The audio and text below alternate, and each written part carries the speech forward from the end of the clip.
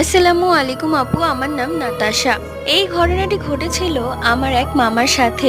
তিনি অনেক সাহসী ছিলেন ছোটবেলা থেকে।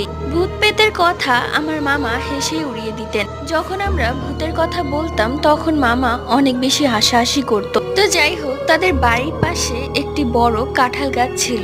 একদিন মামা ভর দুপুরে সেই কাঁঠাল গাছের পাশ দিয়ে বাজারে যাচ্ছিল। ঠিক তখন মামা লক্ষ্য করে কাঁঠাল গাছে ছোট্ট একটি বাচ্চা বসে পা দুলোচ্ছে। এটা দেখে মামা ভাবলো যে এত বড় গাছে কিভাবে এই ছোট বাচ্চাটি উঠলো। এই ভেবে মামা যেই না বাচ্চাটির মুখের দিকে তাকায়, তখন মামা দেখে বাচ্চাটি এক ভয়ানক হাসি দিচ্ছে। এটা দেখে মামা বেশ ভয় পেয়ে যায় এবং দৌড়ে বাড়ি চলে আসে। বাড়ি এসে মামার সমস্ত কথা নানুকে বলে। নানুকে নিয়ে সেই জায়গায় যায়, কিন্তু সেখানে কেউই ছিল না। এরপর থেকে মামা ভয় পেতে শুরু করে এবং বিশ্বাস করে যে এইগুলা আসলেই কিছু আছে।